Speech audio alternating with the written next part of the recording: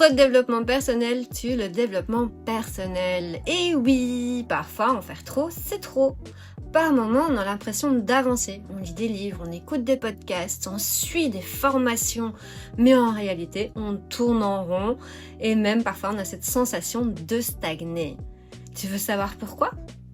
Parce qu'on accumule de la connaissance sans vraiment l'intégrer.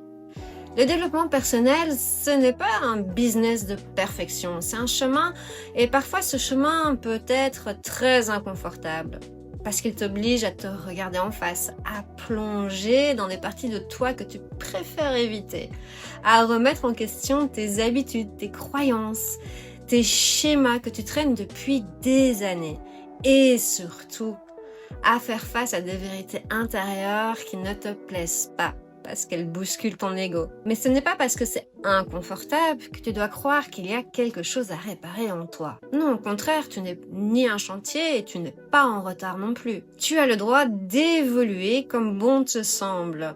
Tu évolueras bien plus profondément en partant de l'amour de qui tu es déjà et non de la honte de qui tu es encore. Tu sais, on se dit souvent « il faut que je change absolument ». Mais cette phrase, elle vient rarement d'un bon endroit. Souvent, elle vient d'un vide, d'un manque ou d'une pression qu'on se met tout seul.